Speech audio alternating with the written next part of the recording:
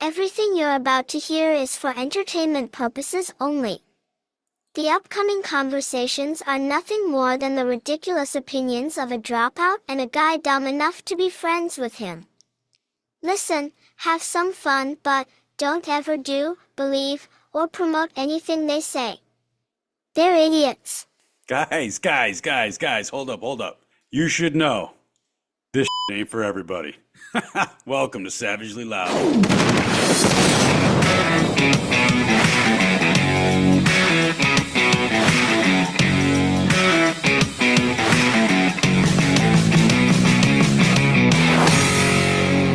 What's up, people? Welcome back to the show. I'm glad you're back with me. I'm glad to be back with you. I'm Clip. I'm your host, and I'm joined once again, and usually always, but not last week, by my co-host, Mikey Wold. How we doing today, Mikey?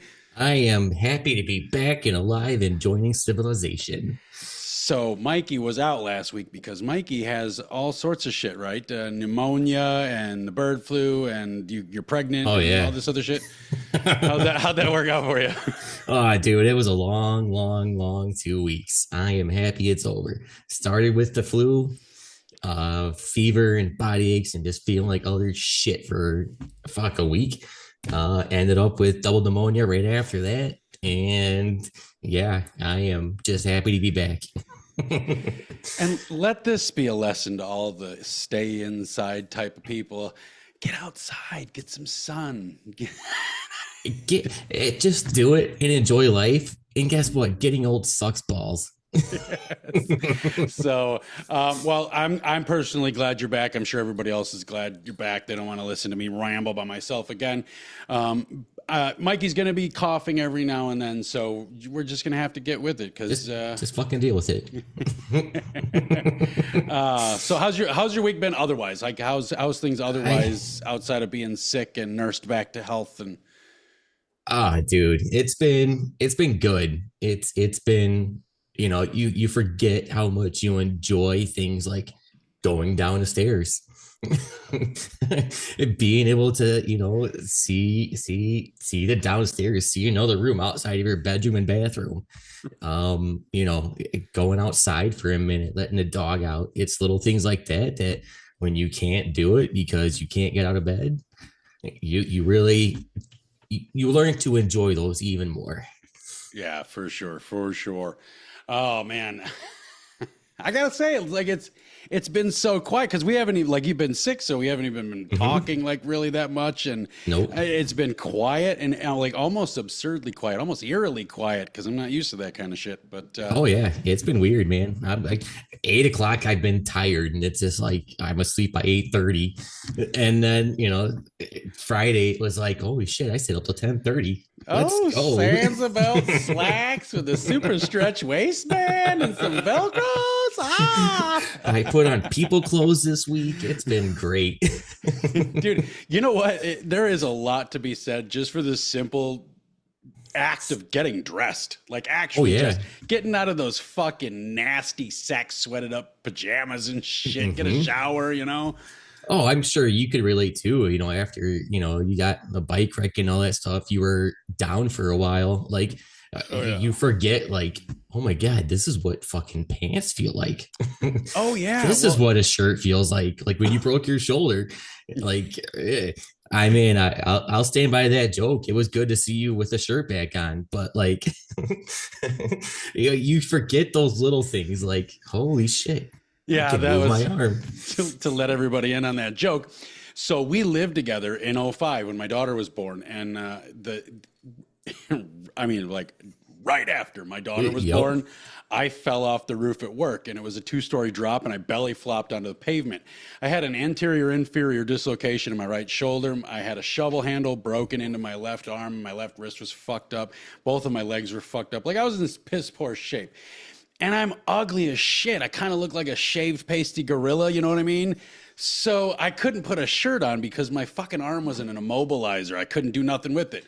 And he finally came, and we were living together. He came home one day, and I don't know, I think I was singing or something in the fucking laundry room, and I turned around and he was standing there. I was like, I was like, I got a shirt on. Man, does it feel good to have a shirt on again? And he's like, man, does it feel good to see you in a shirt? And that's how men say congratulations on your healing. Yep. It's just one of those standing jokes that'll never die. Yeah, no, and it was an instant classic because I would have gone the same route. And no matter how hurtful something might be in the moment, I mean, it wasn't because I got thick skin. I'm a shop guy, but as hurtful as something can be in the moment, if I know that I would have said the same thing, I will immediately respect it and just kind of try to let that roll off my back.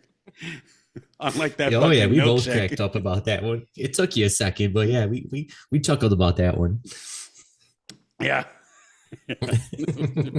So anyway, now that we've gotten all this embarrassing shit out there, how's the daily drag? What do you got for us, Mikey? All right. Well, let me hold on. Just because we're new, let me preface this. The daily drag, we kind of started out, it's some little thing.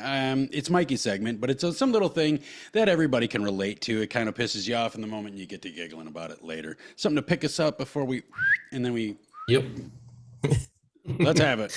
All right. So today's daily drag is, this happens to me all the time, but it's happened to me a lot the last couple of days since I've been able to start drinking coffee again.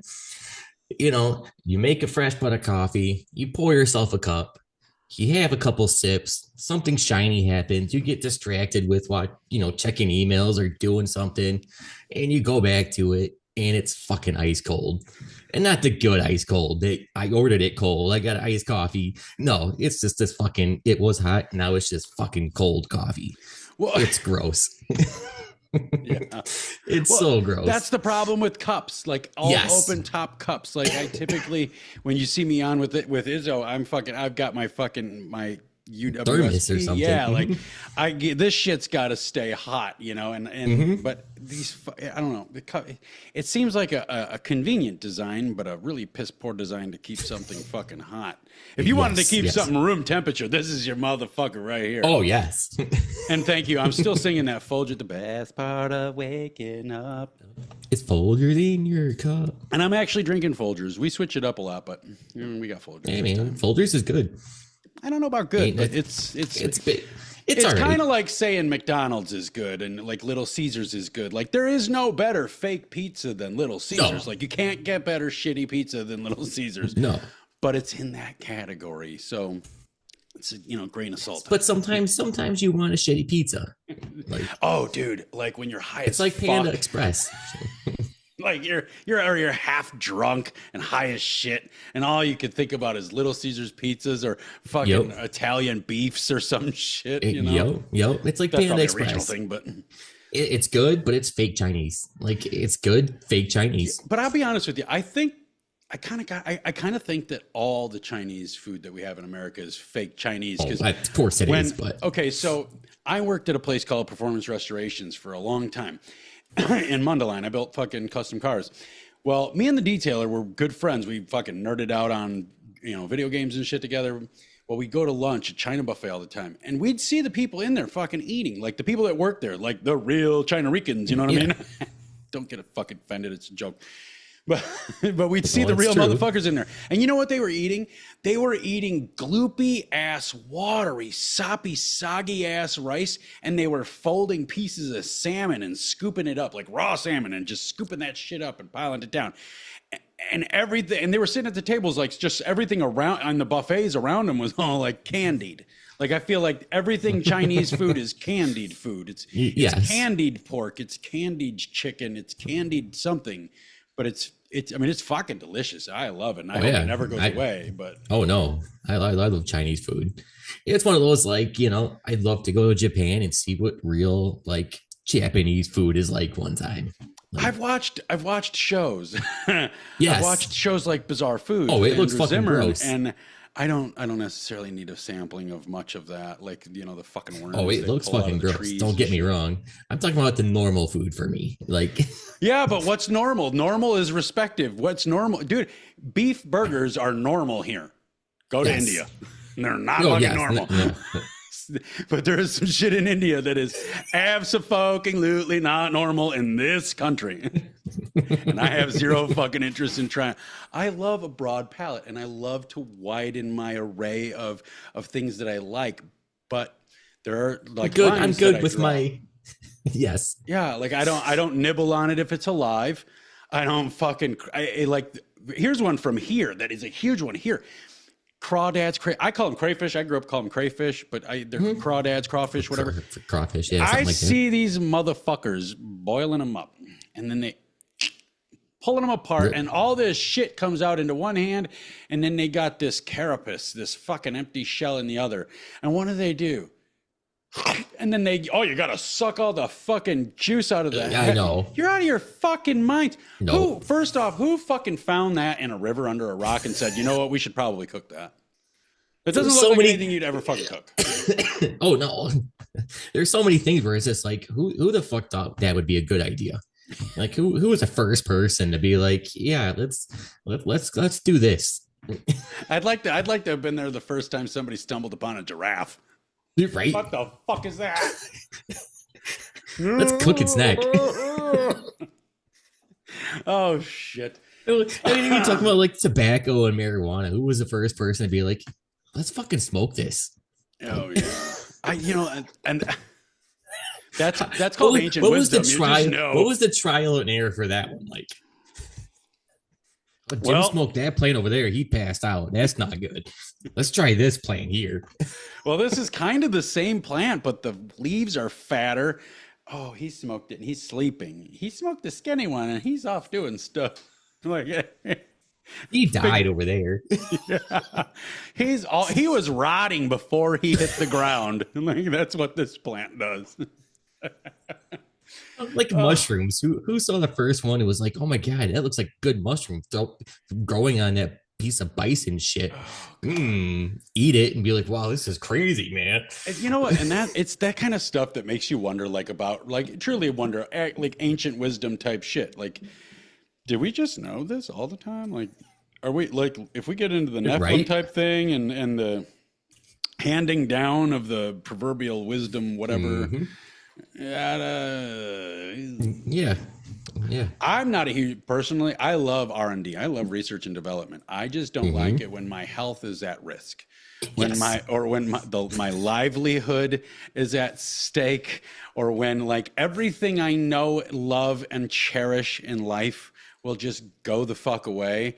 I'm really not interested in big risks, you know. I don't need to be an experiment.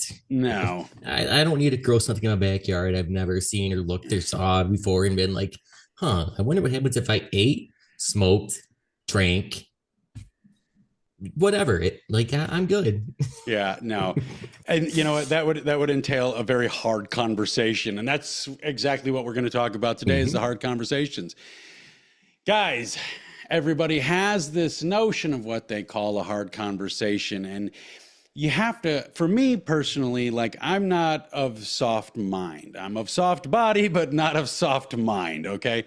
So when you're going to have the hard conversations, you have to look at it as, why is it hard? What's hard about it? You know, and this kind of stuff. And typically you'll find the hard part of the conversation is all in the understanding and the reception of the person you're giving it to. Even if it's yourself. Exactly. Even if it's yourself. And hard conversations, like there's thousands and thousands and thousands of hard conversations that we can have. Like we can talk about all sorts of shit, like race and gender and religion and war and politics and government and foreign militaries. And we can talk about all this shit because they are all valid, hard conversations. And we've actually, speaking of which, we may have a segment coming up in the future called Hard Conversations, and we're going to touch on every single one of them. But we're working that out, but teaser. But the one I truly really want to focus on today is the hard conversations that are interpersonal, like the ones you have with yourself or the ones you have with the people that are close to you, because those are the hardest ones. Those are the two absolute hardest conversations you can have, is something that has to do typically with the betterment of yourself or somebody that you give a shit about, because these conversations become hard because there is a lot of behavior, especially, and a lot of skewing of the mindset that needs to be adjusted, and nobody wants to hear it. Nobody loves to hear that their whole mind is fucked. Nobody wants to hear some truth. Like, hey, guess what, man? You know, if your life is in a funk or your life is, shit, hey, maybe it's because you are treating it like shit. Maybe it's because you need to have a conversation with yourself, like, hey, admitting to yourself that, hey, I think my life might be shit right now. Right. Yeah. Like sometimes that's a hard truth to even accept yourself. Well, it's always a hard truth, and that's precisely the devastating factor, is because it's so difficult that most people don't ever do it. The fucked up part is, I think for me, the fucked up part of it all is when you talk to most people, they go through their life and they'll tell you their life sucks. Like, fuck life, I hate life. Like, life doesn't like me, I don't like it, blah, blah, blah, blah, blah.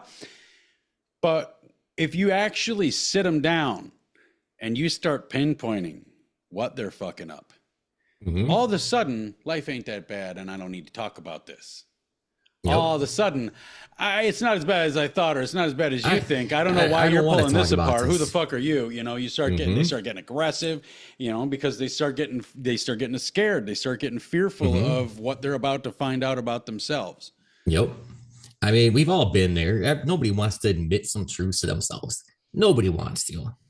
But you get to a point in your life where you have to take a step back and say, this is not going the way I want it to. Oh, you had a conversation with me at one point, our whole 17, that's a hard conversation.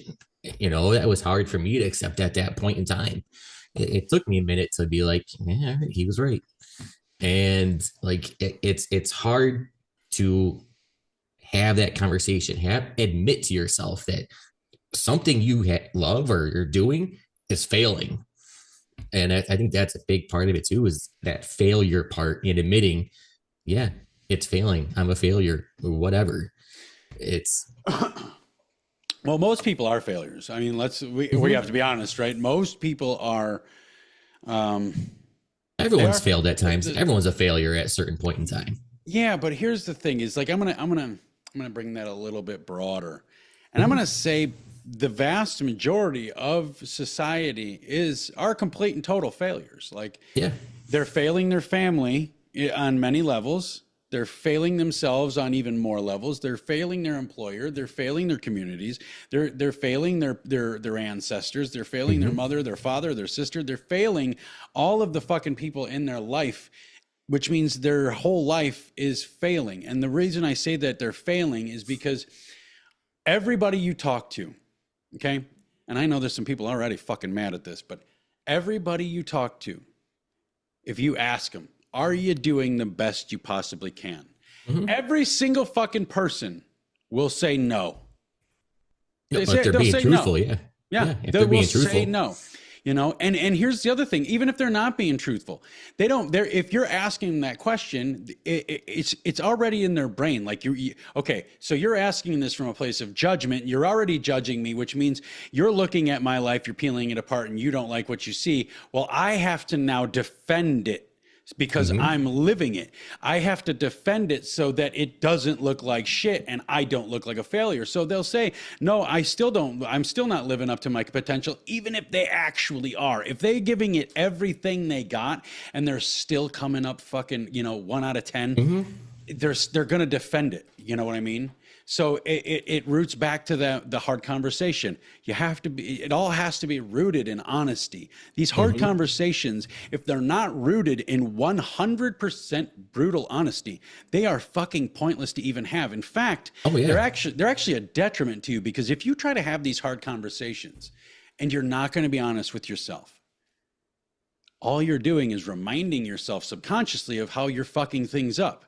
And you're doing it now to yourself, and that's going to make you feel even worse. Once you accept that what you're telling yourself is reality and there are things that you can do to change it, that's when things start unlocking. That's when avenues open up. That's when pathways, become illuminated and whatnot. It's hard to accept and say, yeah, okay, something has to change. Admitting to yourself that I need to make a change. It's a hard thing to accept. Hard conversations lead to hard acceptances. hard realities. It's all part of a cycle, and you need all of it. I think people are very willing to admit that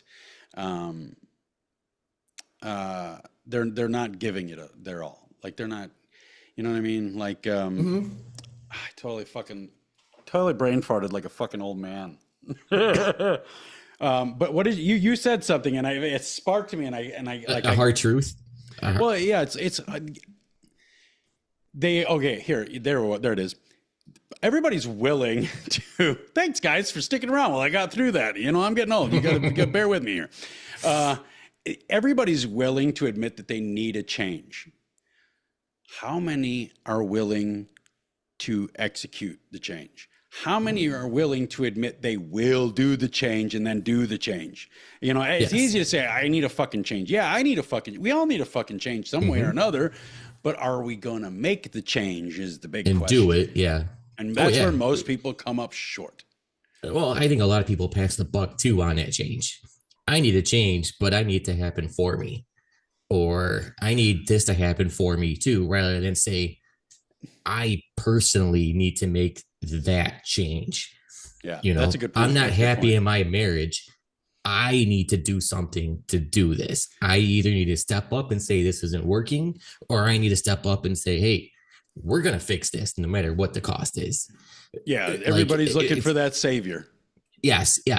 Everyone, you know, accepting things need to change. Yes.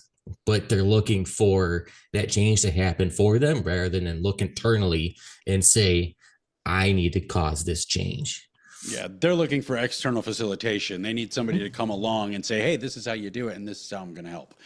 Yes. It leads nowhere. Like it just fucking leads nowhere. It leads so fucking nowhere. Like, and it just seems so obvious. Like having lived, I mean, we've all been here. And I'm not on a fucking soapbox here. I was one of the biggest fuck ups on planet Earth, you know, but I pulled my head out of my ass and I learned some shit. So I can look back at how I was, and it just seems so blatantly obvious.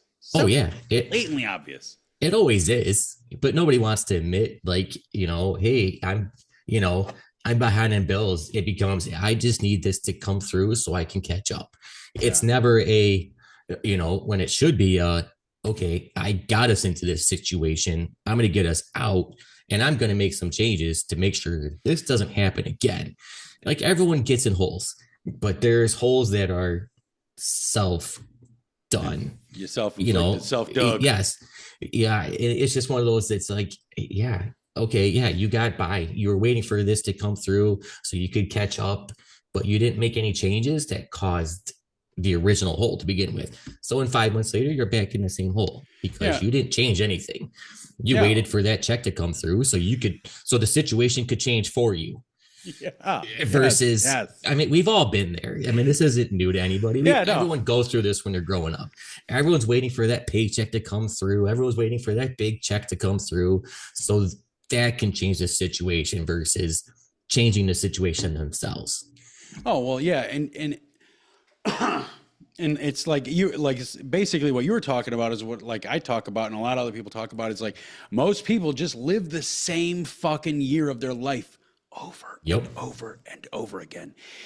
And it happens always the same fucking way too.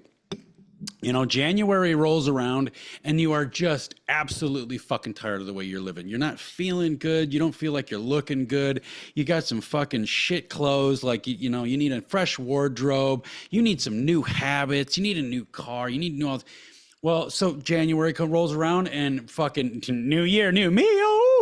And you're back in the fucking gym, you know, and you got this new mindset, new perspective, new outlook on everything you're going to do. You got this newfound hope. And then February rolls around and the gym's seen a little bit less, you know, and the hope starts fading a little bit. March rolls around and you've now discovered how really difficult it is to maintain a level of dedication to yourself to build your fucking life the way you want it. So you slip even more. And by fucking June, you're right back where you were last fucking June. You're looking for that extra money to I just got to get through this so that I can get to that. And then once I get to that, it's all going to be fucking fine. So you shave out the rest of the fucking year, barely making any money, barely having any money, barely having any fun. Then you get to Christmas and you start scraping shit together for that. And then you start convincing yourself, well, you know, I like to get my kid just, you know, like I like to get them each one, you know, one big gift and then, you know, just a couple trinkets because I don't want to spoil them when you know that if you had 50 grand in the bank, they'd have 50 grand worth of fucking toys. You know, you'd be spoiling the fuck out of them. That's the way it works. But you've got yourself convinced of this because you fucking decided yet again for another year to live that year over again. And the fucked up thing about that is the longer that cycle repeats, the longer you live that fucking year over and over again, the harder it is because everything around you just got more expensive. It just got more expensive. So that fucking, your wage isn't matching. Nobody's wages go up with inflation. Nobody's wages go up with the cost of living. So your wages aren't raising, but the cost of everything is living. Look at the fucking schmuck that just left the office. It was at the end of his term, it was costing the average American 14,000 something extra dollars a year just to live, just to fucking live. It's nuts. You can't live like that. But yet so many fucking people do. They march through this life. I personally know several, and I've had to have these conversations. And in fact, I'll give you one of the conversations I've had with numerous motherfuckers that I know.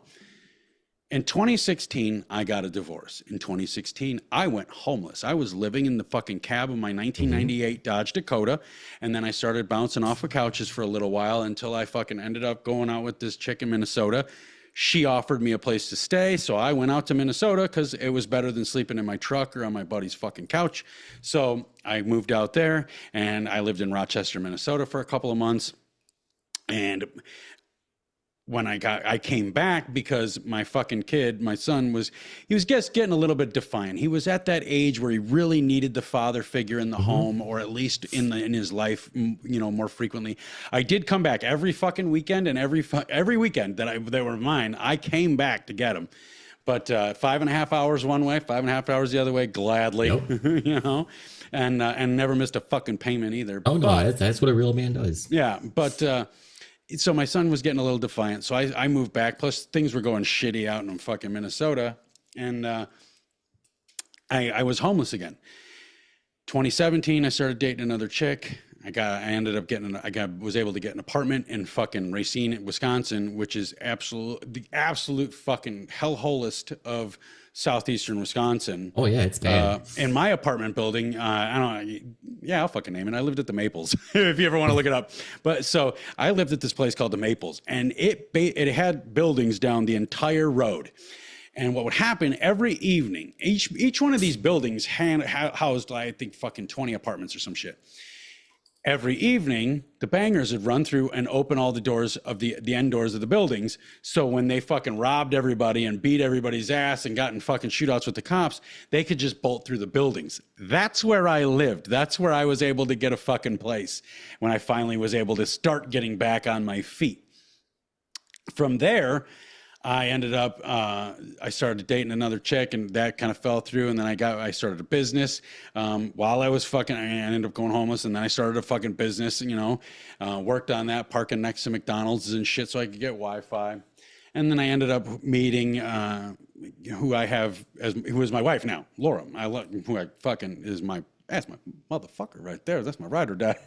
But I met her, and everything kind of started falling in line. She was helping me get back on my feet, getting my mind right more and more and more, because I was starting to fade a bit from just being trampled on by life, you know.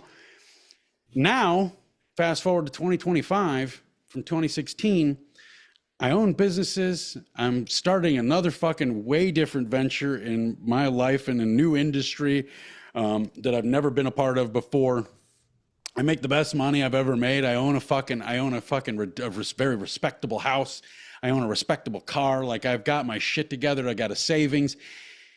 And in the time that I went through all of this and a dozen other pages, there are still friends of mine who are saying the same shit that they were fucking saying in 2016. Oh, I just got to wait for taxes because then I can pay this bill off. And once that bill's gone, everything will be fine. I just got to wait for taxes so that I can pay off this debt. And then everything's going to be all right because I'm not going to go back into the debt. I just got to get this money and everything's going to be fine. And they're still in the same fucking positions. Yep. Living check to check, every single last one of them.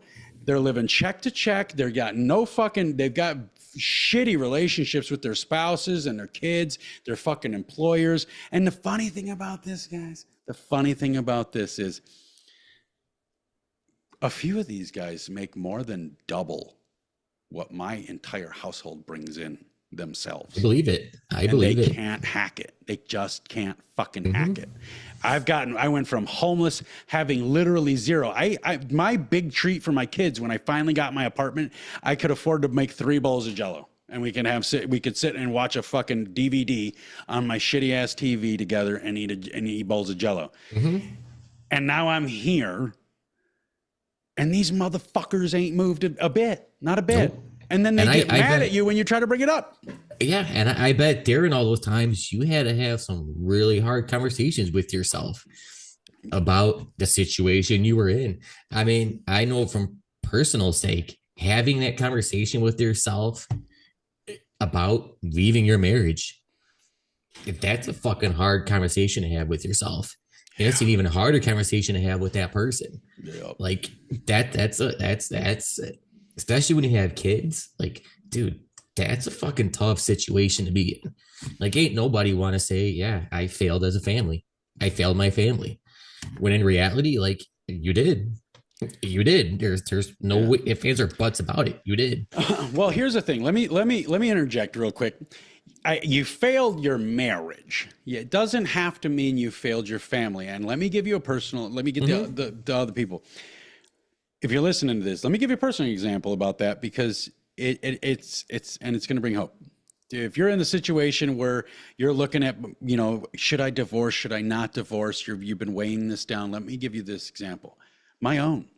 Me and my first wife, we didn't get along. Like, nope. We shouldn't have been married. We were young and we didn't get married. Like, I didn't marry her because she got pregnant, but coincidentally, that's what pushed us to do it quicker, because the first thing out of my dad's mouth was, when you getting married. So we did get married. We were married for 10 years, but yeah, a lot of that 10 years we spent together because it was for the kids. We got to stay together for the kids. We got to stay together for the kids, which is a very popular reason to not end toxic relationships.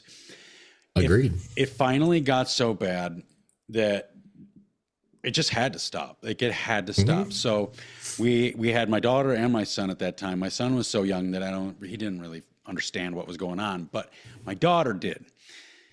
So we sit him down on the couch and I'm like, all right, guys, we got another one of these talks we got to have. It's nothing you did. And I ran him through it. My daughter, the very first thing she said and did, she smiled ear to ear and looked up at me and she said, "Does this mean all your fighting can stop ruining my good days?" Yep. That's literally what happened. I swear on my life and the lives of my family. I agree. That's exactly how it fucking happened. In that moment that I was so terrified to reach because I knew it was just going to destroy my fucking kids, I got fucking a God-sent message in the moment that said I was doing the right fucking thing. Oh, no. That staying together was going to fucking hurt them even worse. Yep. And now I think my kids are way better than they would have ever been. I mean, dude, I'm not going to get into the list of accolades, but shit, man, they're motherfuckers to be proud of. Oh, yeah. No, I mean, I'm not saying that those conversations, but when you get to the point where it's like, one of the reasons you don't want to have that conversation with yourself before you even go there is that you feel like you failed your marriage. You feel like you failed your family. Yeah. Just like you said, like, that's why I said you failed your family. Yeah. Because for me, that was the hardest thing to admit to myself. It was great. Like, it was one of the best things that happened to me, my kids, and my wife at the time. Like, it was definitely one of those, like, it needed to happen. But getting to that point where it's just, it's again saying, this change needs to happen. I need to be the one to create this change. It's going to hurt. It's going to suck, but it has to happen. Nobody deserves to be like this. And, going with that, like, admitting to me, like that was the hardest thing for me to admit to myself when I was like, yeah, this isn't working. We're done here. It was, I'm breaking up my family. It's admitting to myself that I'm breaking up my family because I'm saying this needs to happen. Right. Yeah. And you're naturally going to do that whole radical acceptance. Like every single thing in life that happens that is negative from this moment forward is all going to be my fault. Mm-hmm. And I don't want to speak for women, but I can imagine that women that end their relationships for real reasons feel the exact same way. And I think, I think you can relate. I think everyone has to admit that, relationships there are two parts to it. Everyone's at fault to it. It is, whatever happens, like some of it is probably going to be your fault too. And not all of it. Not by probably. All means. It's not probably. Yeah. I mean, there's always, it takes two to fight. Yeah. There's two wrongs don't make it right here. Like, I had to admit that, I fucked this up just as much as she did. Like I did. There's no way around it. It was my fault too. Well, and it's always going to be the blame will always be spread between the occupying parties of the relationship, because if nothing else, even if let's say it is, quote unquote, one person's fault, even if they made it so bad that it affected that other person and the family, you stayed around, man. Like you stuck with it, and that makes it your fucking fault. That's basically, you just kept putting gas on the fire because it's obviously your presence here that is the problem, Yeah. It's staying in it too long for whatever reasons. Like, you were part of it's accepting reset. I think part of why hard conversations and hard realities and hard truths are there is hard to accept. It's part of that. It's accepting responsibility to it too. Like I have to admit to myself that my bills and my money situation is because of me. It's hard to accept responsibility for a whole lot of people, and especially as we've gotten older. I gotta imagine. Back in the day, maybe it wasn't this bad.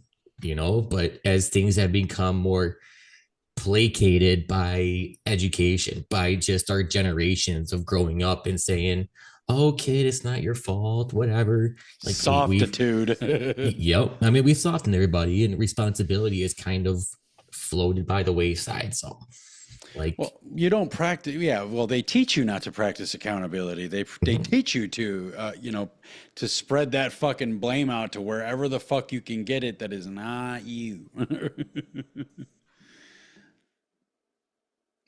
I like watching you cough all the time. Go silent. Fuck you, man. You want to talk about new watches and new clothes and shit. I see your new watch there. Who went and got a watch right around that time? Yeah. Oh, this isn't a new watch. This is a shitty old. No, your gold one is though. Oh yeah, that's this one over here. Yep. I like watches. But I mean, hard conversations are hard, man, and they're hard for a reason. Well, they're supposed to be. Yes. How many times has anything major got accomplished and when it was easy? How many times has a fucking gigantic change affected you in the most positive of ways that was super easy to get into? Like it doesn't fucking happen. Oh, you just put the gas in the car that way? Oh, fuck. All right. I was just splashing it on the roof the whole time. Fucking idiots. Some probably got in the gas tank, whatever. It works for me. It was, 3 times what it should have cost, but whatever. Yeah. And, these hard conversations, they can come from anybody. And here's the big thing. Like, so most people in today's society, they have it in their head that like, you're supposed to make the people you care about feel good all the time. You're supposed to just be there and be supportive, be there to pick them up when they're down and lift them up and put them in the clouds and on a pedestal and all this other shit. And I would have you understand that is the absolute fucking wrong mentality to ever approach a situation of anyone's that you love in their life, that's a way wrong way to fucking approach it. Yep. My wife always says, her mom used to always tell her, and there's so much truth to this, and it's such a little comment, but if you read into it, like, it's fucking true. A friend will tell you that this dress looks good on you. A good friend, a best friend will tell you, no, you need to change that. The dress looks bad on you.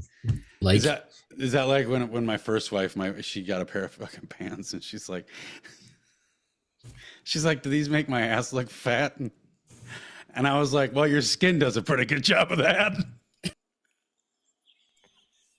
Is that the same thing? That was a little mean, but might have been on the little asshole side of it. But hey, I mean, ain't nobody cause change. Ain't nobody get change. Ain't nobody speak the truth if it doesn't hurt some. Yeah. Truth hurts, man. It is what it is. Like, that's a saying for a reason. If you can tell, okay, so like even me, like if you've got somebody in your life and you need to have one of these conversations with them. Even me, I've got people in my life that I have to continually have these fucking conversations. They're getting a couple of people are getting just like, they're just kind of falling off. Like, yeah, whatever. I appreciate you for this level, but it's even difficult for me. And I'm like, I really don't give a shit about the feelings of the person that needs to have that I need to have this conversation with. I really don't. I approach it humanly. I approach it so that we can we set it up for success. You can't just fucking be like, well, fucking, I don't railing or somebody. Just take the message and call it a fucking day. No, like you still have to deliver it in a palatable way. Oh yeah. So, but we do that, and it still is hard for even me. And I'm pretty fucking good at it. Yeah, it's super uncomfortable.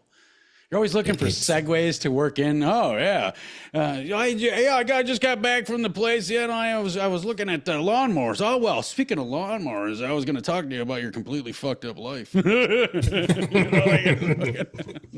Speaking of yards, you might need to. How's that marriage working out for you?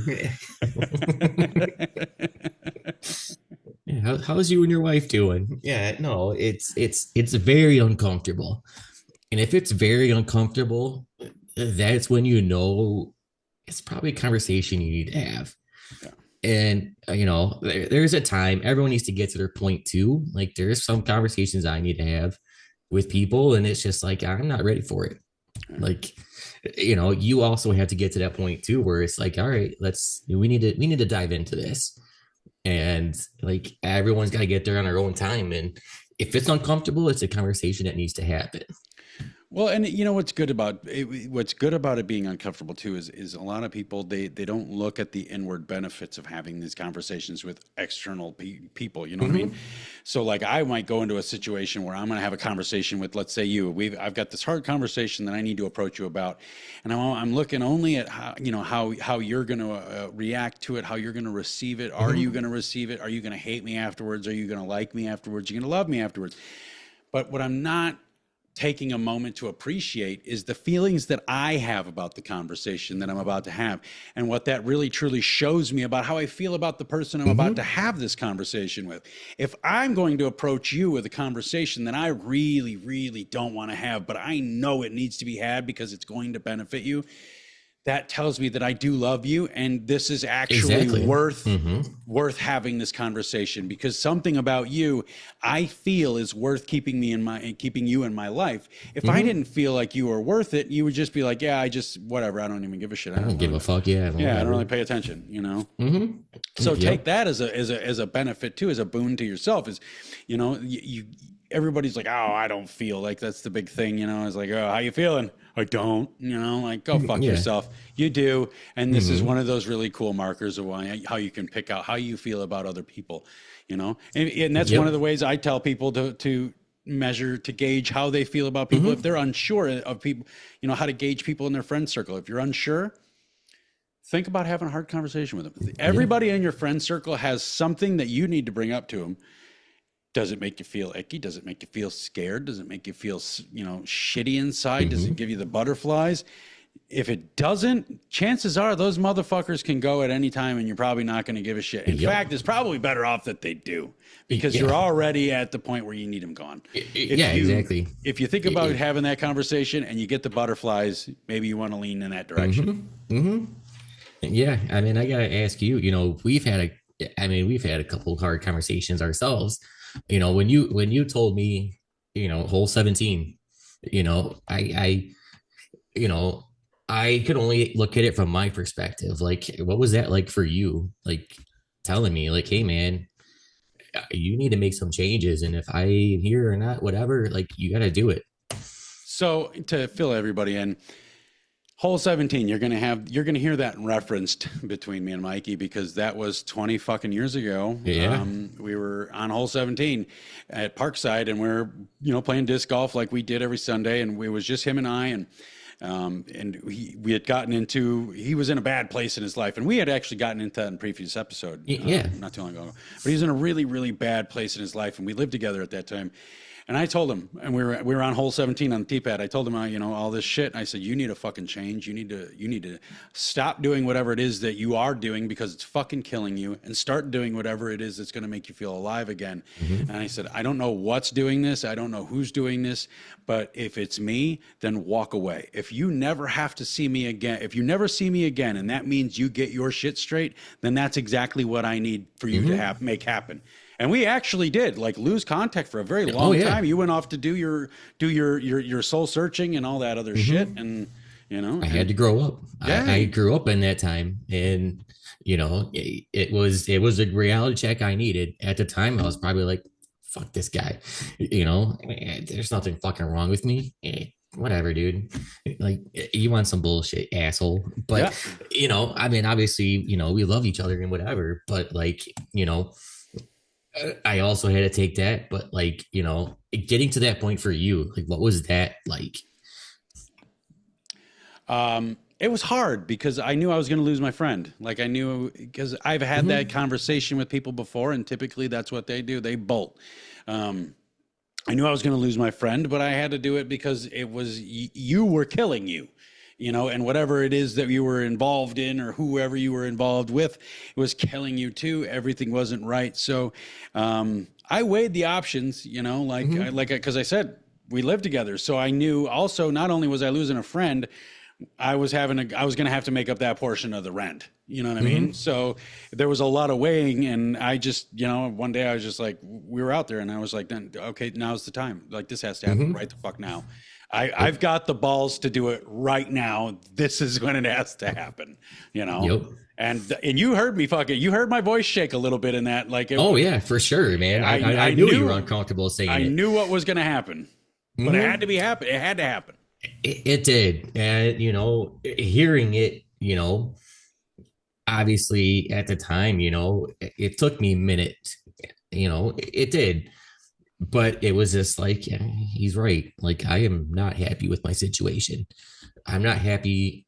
I wasn't happy. I was just not happy with me. I mean, at the end of the day, that's what it was. I was not, I was 20 something. I had nothing to show for it. Okay, great. I work in a warehouse. Cool, what do you fucking do? I felt like I was going nowhere. I was just angry at life.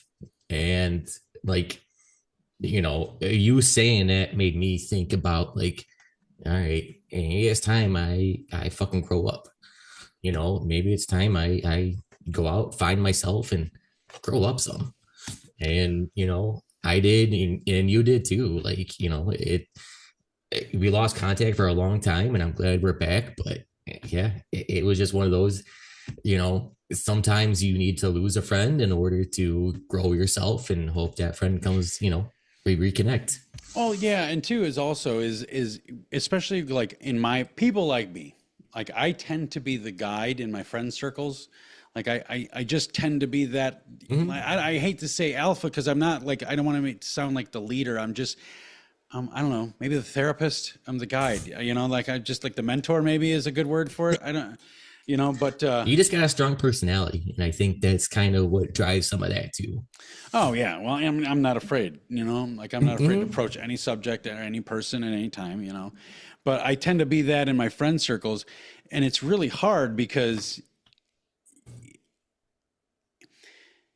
I understand that, you know, like a lot of the times you have to, and with people in my position, you have to go into those knowing that you're going to lose your friend because, and you have to lose your friend. It's not you're going to, and it's going to be bad. You have to lose them because in my experience, I've had a lot of friends that at some point or another, they kind of get used to being guided. They kind of get used to the notion of, you know, not, I don't want to call it a safety net, but maybe an emotional safety net or a mental safety net. They get used to that. And so it's like you almost, you just got to put both feet on their back and kick them out of the fucking nest, you know? Yeah. And that's like the only way it's going to happen. Yeah. It's like your kids, like, you know, you can only bail them out so many times before it's just like, nah, you got to bail yourself out of this one. Like, yeah, I can't keep doing it because if I don't, you're never going to learn to grow. You're never going to learn how to do things for yourself. Oh yeah, absolutely. Well, and dude, and I do it at my house with my son, like, or I did it, you know, like we do the big house cleaning days and shit. And, you know, and I'd find myself like, oh yeah, it looks good, blah, blah, blah. And then my wife would go in there and then she would see something like, well, what the fuck, you know? So I'm just like, okay, so maybe it's me just like subconsciously protecting this thing, like this guy. Maybe I don't even know I'm doing it all the time. So how about this? You're going to answer to Laura. Like you're going to clean that motherfucker. And then you're going to tell her, hey, this thing's done. And she's going to tell you, you know? So it's, you know, like you got to get out of your own way, you know? Yep. It's, you know, hard conversations, dude, they're necessary, and if they're uncomfortable, you got to jump into it. Yeah, you have to. Yeah. And now let's talk about what happens then. Let's say you're the guy, and somebody came up to you and they had a hard conversation. That chain of events that afterwards, that pathway of emotions that you're going to go through. That it's spectrum, a lot, man. Yeah. You're gonna go through all of it. You're gonna go through. Like I say, you're gonna go through it. Like, guys, there's outcomes to these hard conversations, and it'll make it easier to hear the hard conversations, to hear this what you want to register as poisonous information in the moment. It'll be easier to register if you know kind of where you're gonna head after you hear it. Initially, and this is just basic human nature, initially when somebody comes up to you and they give you a bunch of bad information or a bunch of hard information, I should say, you're going to get mad. And that's you got it. Yeah, you have to know that is nothing more than your ego flaring. That is nothing more than your pride going 2 middle fingers to the whole world saying, no, I'm the fucking best. And then you're going to slowly move into just real deep-seated anger at the person that brought it to you. Like, why the fuck how long have you been thinking about this about me? Yeah, who the fuck do you think you are? You've been looking at me like shit. I thought we were happy. I thought we were bros. I thought we were boys.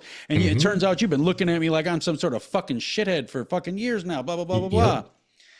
But then you're going to start hurting a little bit, but then that hurt will go away because you're going to start focusing. You're going to start thinking about what was said, and you're going to start inherently, just naturally you're going to start fucking assessing certain aspects of your life that are attributed to whatever was brought up in that conversation.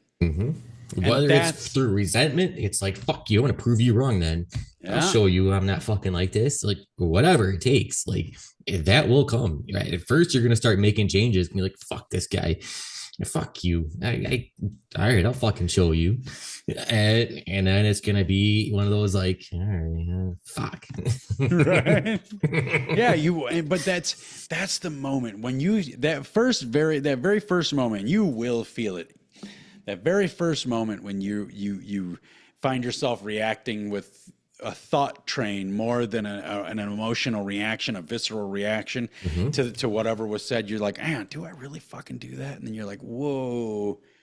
That's the moment that you have to understand that you're unlocking. Keep going.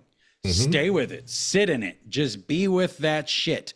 Embrace the fuck out of that reality. Absolutely. Pull it in tight and hold it and fucking just pull it apart like an onion and see what you can learn from it.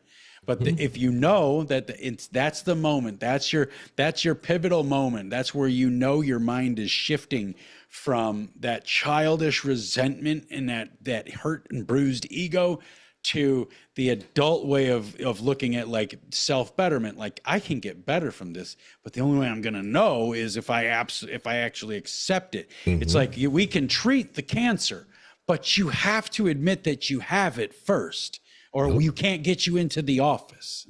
It goes back to episode 1, accepting realities. Like, you got to accept the reality that, like, yeah, all right, I could have done things differently.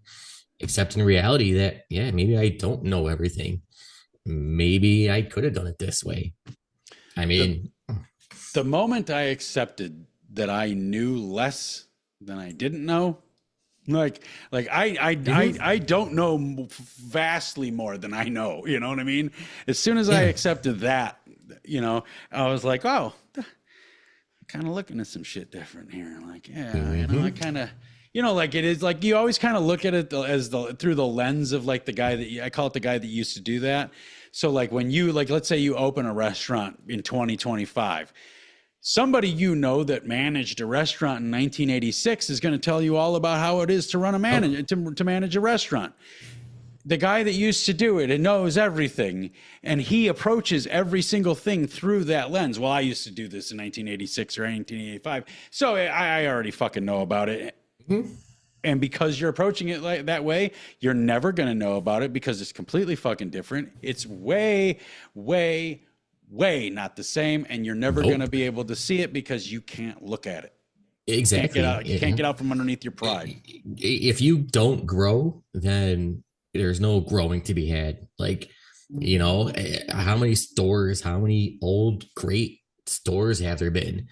And they're fucking closed because they didn't change with times. They never adapted. Just because you did it that way doesn't mean everybody else in the fucking world is doing it that same way. Great, you did it that way in 1986. I guarantee you there were a million other people doing it a million different ways in 1986. Where would Blockbuster be if they adapted? Exactly. They knew the model. They refused it. Where would they be? Yep. Exactly. They knew. And that was a dying ship, but they were just like, nah, we've been around too long. And then how stupid is it for the people who own Family Video to come up and think, we're going to nurse this whole industry back to health? Yeah, right. I mean, they did a pretty good job of it for a minute, but they hung around longer than everyone expected them to.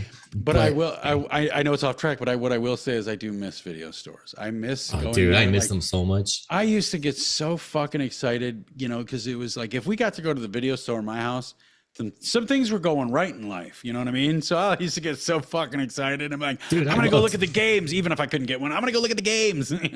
Dude, no, there was nothing better than like, having a friend over that night and being like, we're going to fucking Hollywood Video or Blockbuster. We're going to rent some shit and cause some shenanigans. Like, dude, there was nothing. That was some of the best times, man. Oh, it really was. But guys, let's start wrapping this shit up. The hard conversations, you need to have the hard conversations. You need to hear the hard conversations. If you're the person that needs to hear some shit and you have somebody that comes up to you in your life and they're willing to have that conversation with you, do not shut them down. In that moment, I want you to remember what I'm saying now. This person is shitting bricks. They're sweating bullets. And they're damn near panicking out of their shoes because they don't want to have this conversation because they really do care about you. And they're going through all of this and they're pushing through it to have it anyway because they care about you. The least you could do is give them the respect of listening to what they had to say, because the only reason they're saying what they're about to say to you is because it's going to benefit you. Okay? It comes from a place of love. And also, on the flip side of that, if you have somebody in your life that needs that hard conversation, you have a fucking duty and obligation to the commitment that you made to that person in the relationship you formed to bring them that conversation. Yep. And get angry, but take it to heart. Like you were saying, it's out of a place of love.